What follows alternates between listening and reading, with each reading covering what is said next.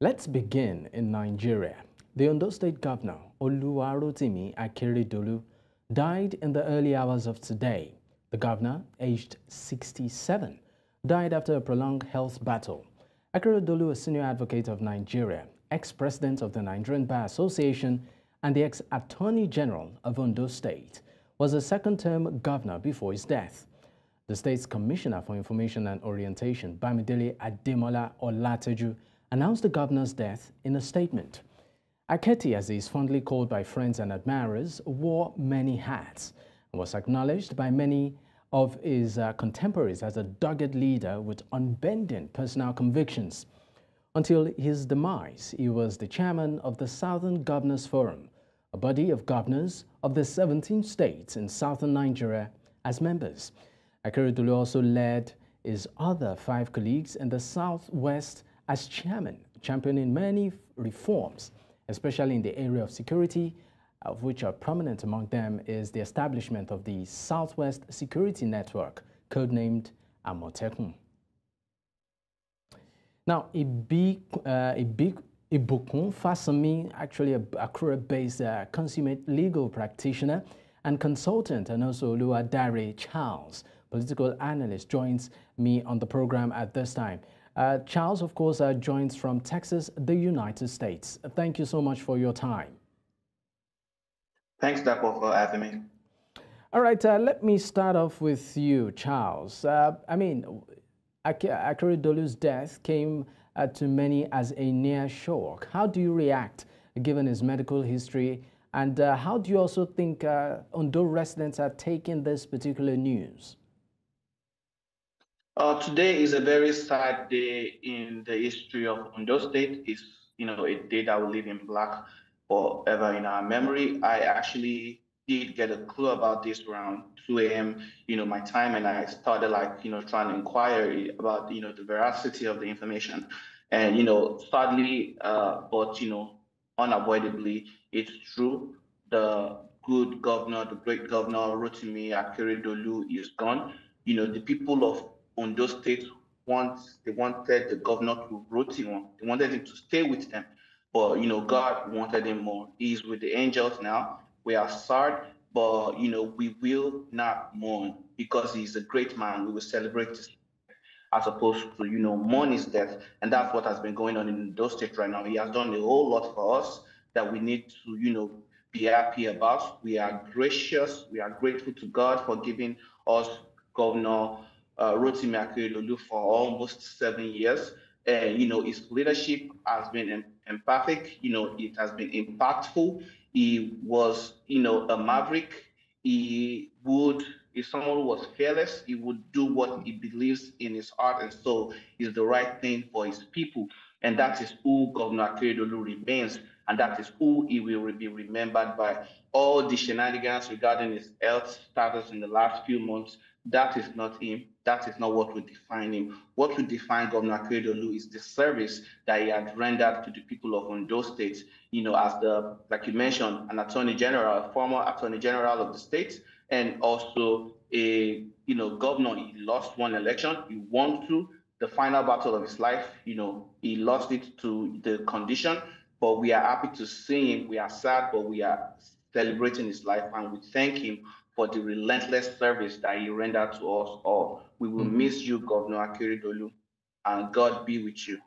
Akeredolu, while he was alive, I'm going back to you, Charles, wore several hats. One of those many, I call it toga right now, was that it was the ex-president of the Nigerian Bar Association. Now, let's talk about his legacy, there, and some of the remarkable reforms he was able to champion. Yeah, Akeredolu's legacy as the president of the Nigerian Bar Association is, is known. He defended the Constitution. Even during the military regime, he defended the Constitution. Was some of the people that brought sanity into the abnormality that was the military regime. And as the Nigerian Bar Association, he stood for what he believed. He stood for the advancement of our Constitution. He had always been and still remains to his death an advocate of constitutional reform. He is a man that evolved many acts, like you said, but one thing that is above all, that is supreme above all, is passion and his care for his people, and that is what he has shown all through his career.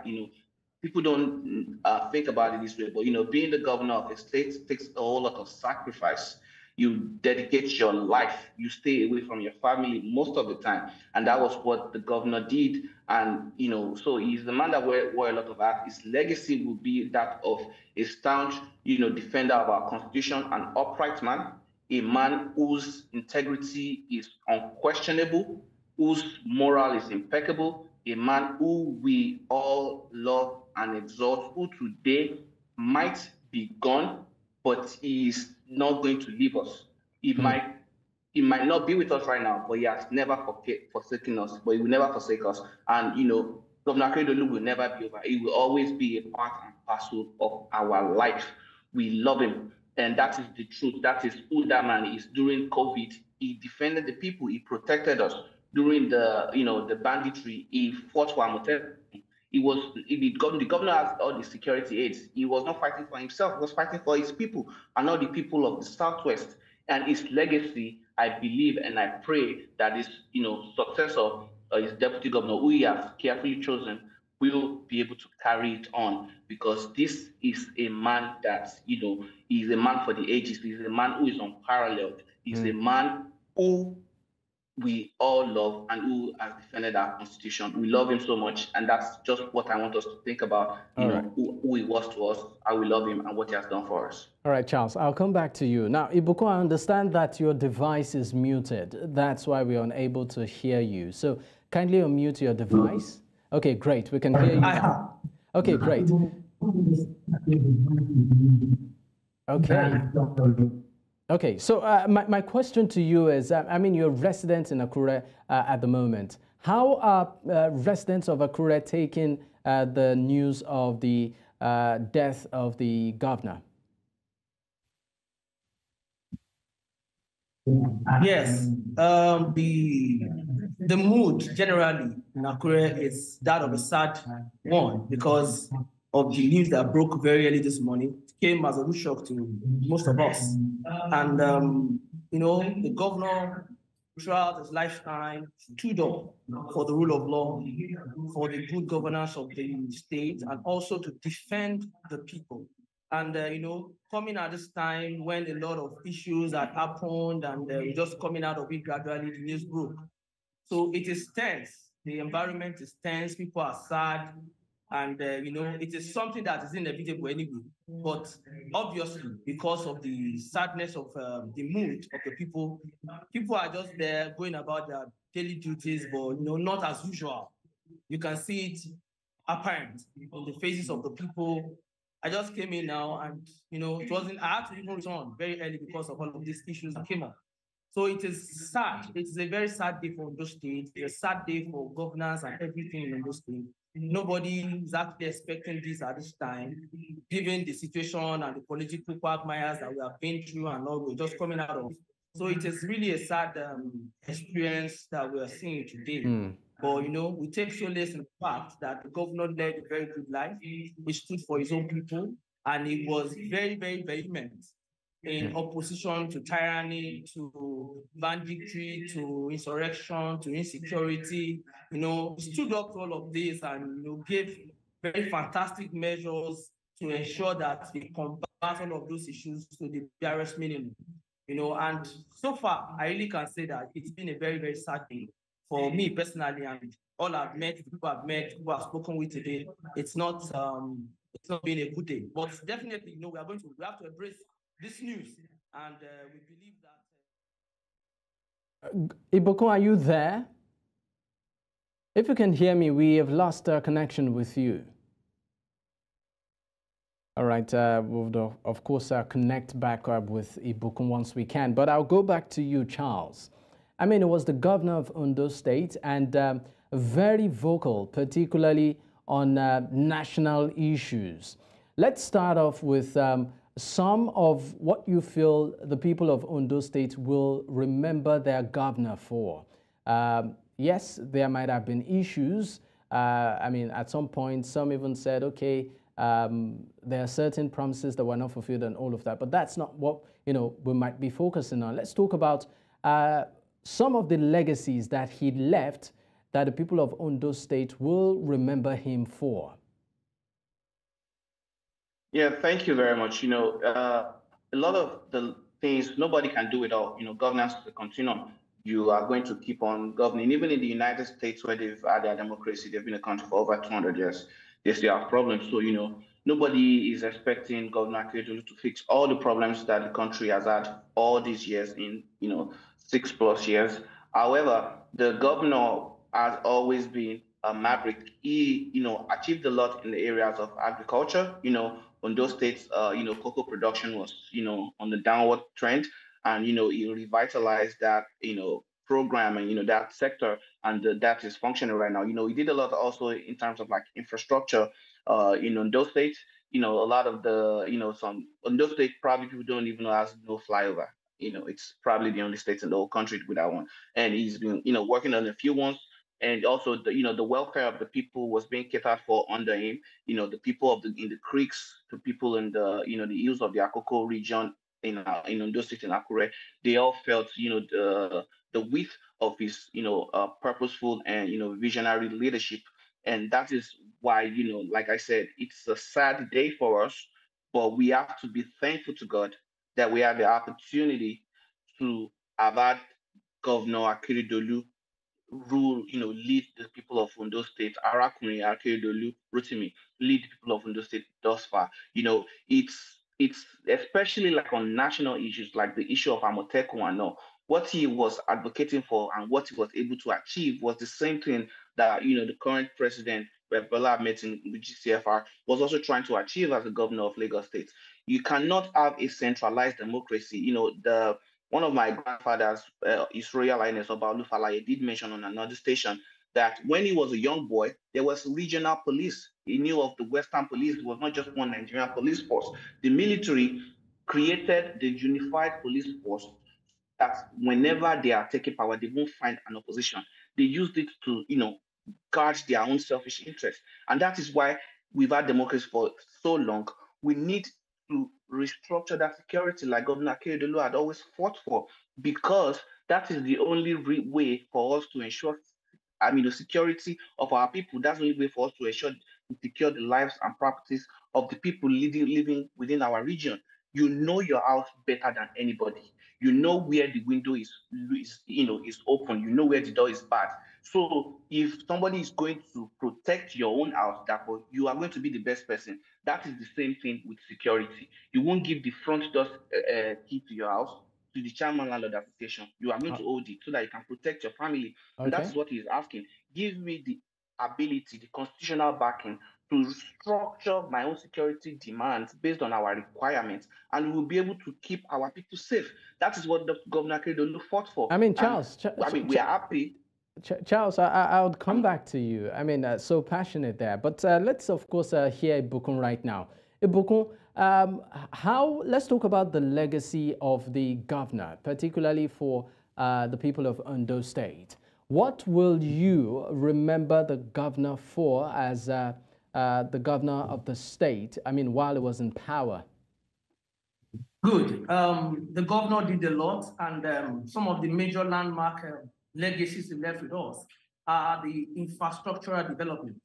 See, Aketi did a lot of things in terms of infrastructures, in terms of road construction, in terms of building schools, health centers. And, one thing about him is that all of these were done in such a way that each of the 3 senatorial districts had a fair share of all of these developmental projects. Talk about the flyover in Ore. That was the first of its kind. Before then, they've had series of accidents, series of issues coming out of that particular corridor.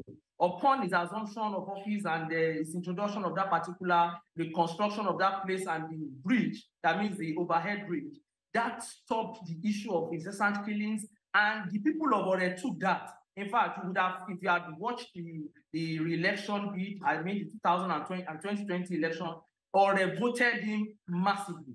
because of the kind of interventions it gave to them in terms of infrastructure, in terms of road, in terms of health center, in terms of education, in terms of agriculture. You see, there is a still, if we go to the south, Central, he has done a lot of roads. And if you come to the Akoko side, he did a lot of things, even the roads that some of the people had abandoned and the places. There's a place they call something in a career Akoko. That place is noted for incessant killing of people and accident of trailers and all of that. He had to reconstruct that part, and ever since that reconstruction, there has been peace, there has been commerce in that particular place. So if you talk about infrastructure, talk about the one going on in Akure, that's the Akure Ondo Central, that's the one at Oyarubule Junction. You see, overhead bridges going on, road construction, dualization. You see, it's building a lot of things. If you go to the internal revenue section, he has boosted that. Ondo State was moved from about maybe 600 million to about 2 billion. That is a very big feat that nobody can actually can say. And when you talk about the infrastructure in terms of security, I think we must give it to Akeredolu in that. Because as the chairman of the Southwest Governors Forum, he was able to lead from home. That his charity began from home. He was able to, secure this Amotekun core.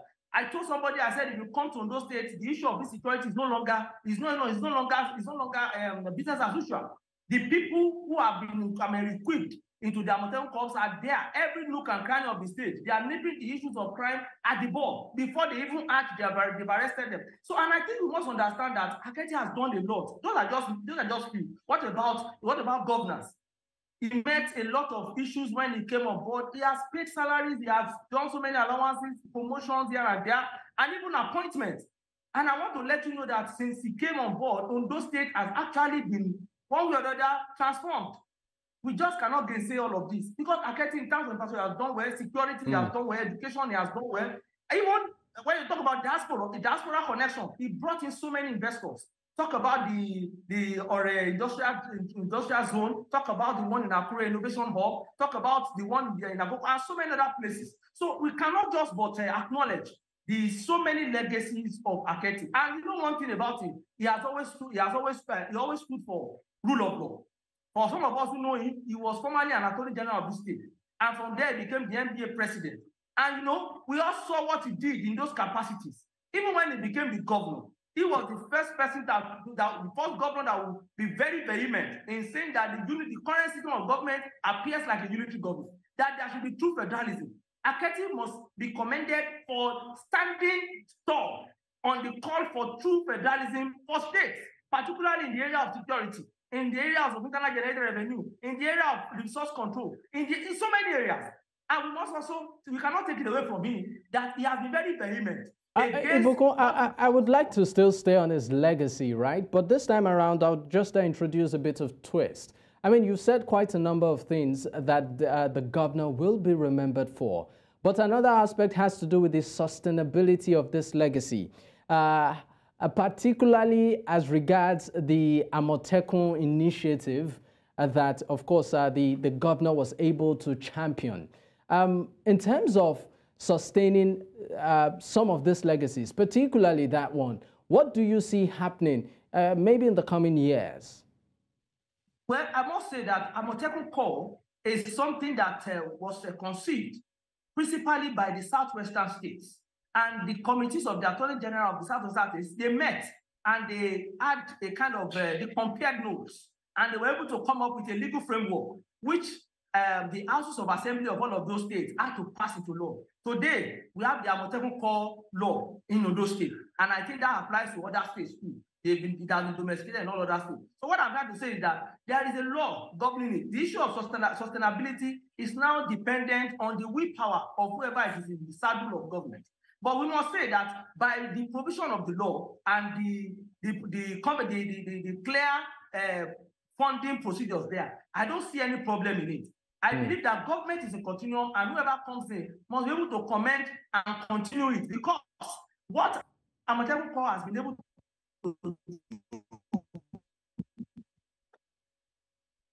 Ibukun, are you there? The recent past cannot be something that I am with you. Can you hear me? Yes, please go ahead. So what I am saying is that before now, our farmers could not go to the farm because of these security issues, because of kidnapping, because of farmer headers practice.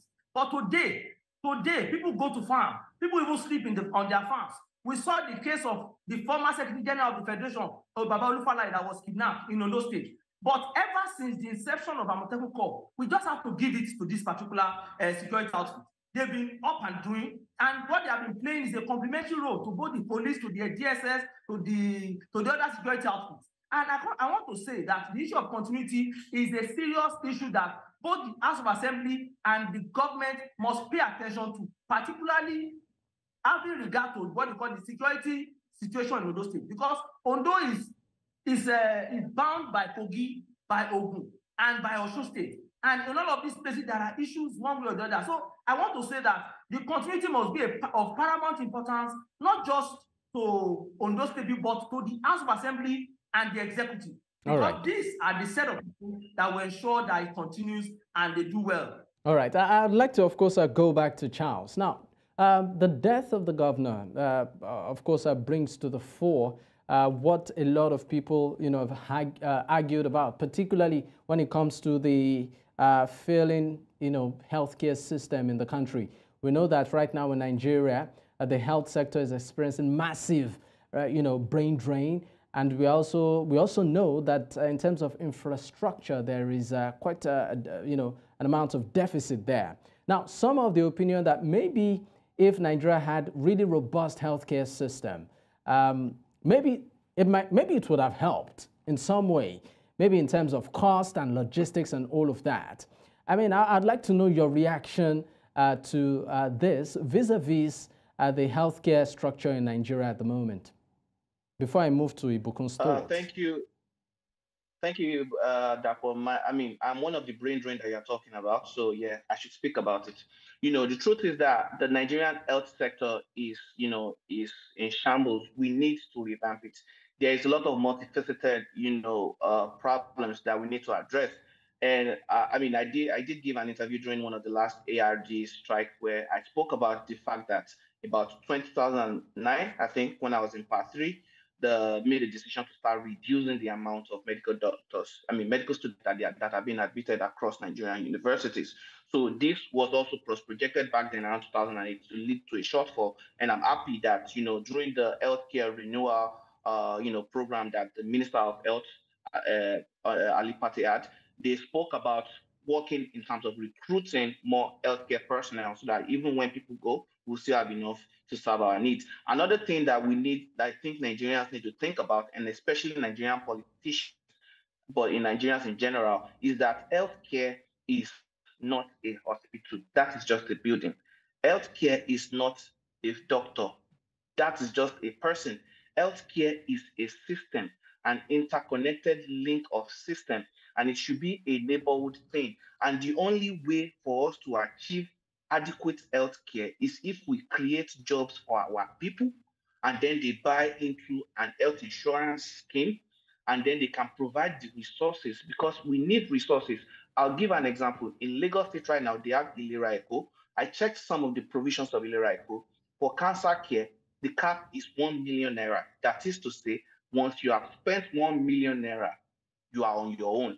Now, 1 million naira is not even enough to properly diagnose the cancer, let alone give the medications or the supportive care. So that means it's a good attempt. So something is better than nothing, but we need to rethink this thing harder and work on our economy so that we can provide the resources. When China and India were starting their revolutions in the 90s, I know this because my dad was a doctor, we laughed at them. Nobody wanted Indian drugs. Nobody wanted Chinese drugs. Guess what? Those are the only things we have right now. Back when India started their revolution, when Nigerians were being taken for kidney transplants in India, they were coming back with terrible complications. And no, right now, India has gotten better because they were able to provide the resources for their doctors to learn and for their people to access the care, and then they grew. So we can't say that, for what Governor Akeredolu had, it is a specific thing. You sometimes have to travel. Even in football, in soccer, Ibrahimovic had an injury. He traveled to the United States. He was in the UK.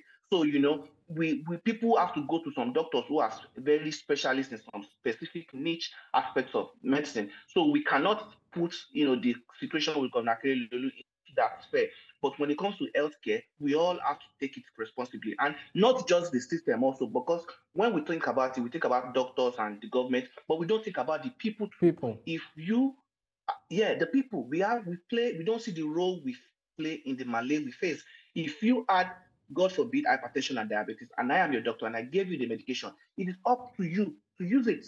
If you don't use it, and now you have a complication, God forbid, stroke, and then you came to the hospital, and then the doctors don't attend to you for 10 hours, and then God forbid that led to a terrible outcome. Now you want to blame the doctors, right?